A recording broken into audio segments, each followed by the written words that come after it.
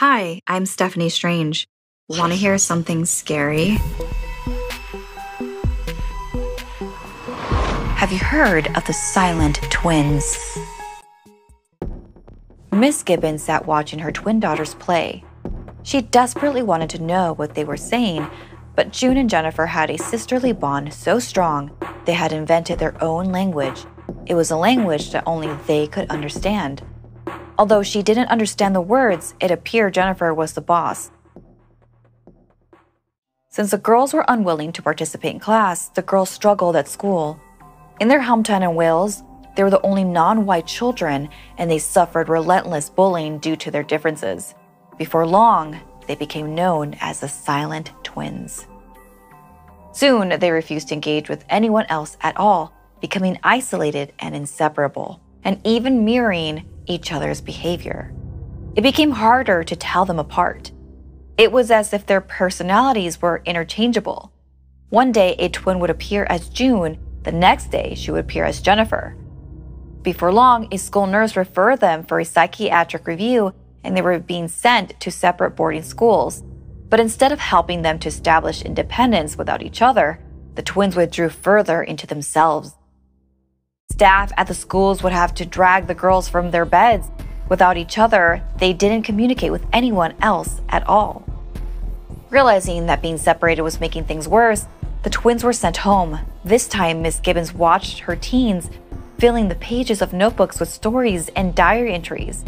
When they ran out of paper, they began scribbling all over their bedroom walls. Along with their creativity, they also started to exhibit some undesirable behavior. The twins committed several petty crimes.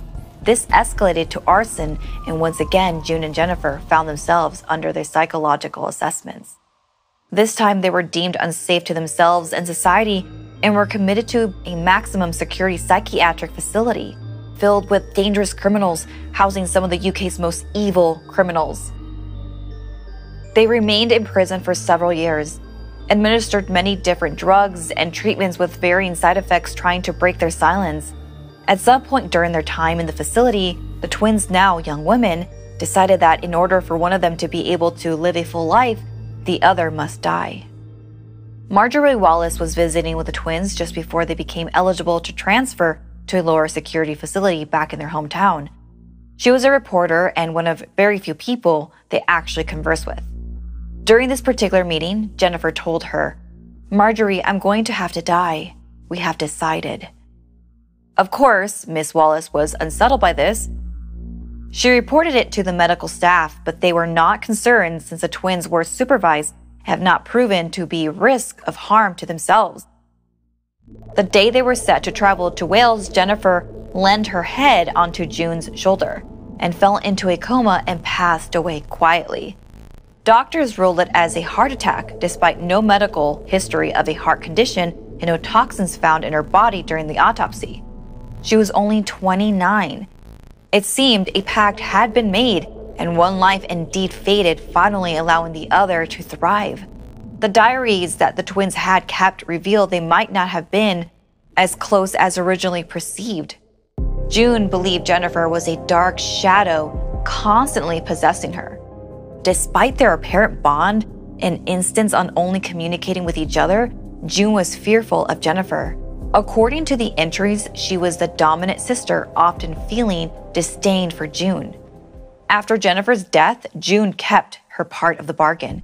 She became fully cooperative and was subsequently released from hospital and put back into her community, where she continued to do well and still lives today. Has she really been possessed by her domineering twin while she was still alive? Had Jennifer truly willed herself to die despite a lifetime of domineering June? The truth behind the silent twins remains a mystery.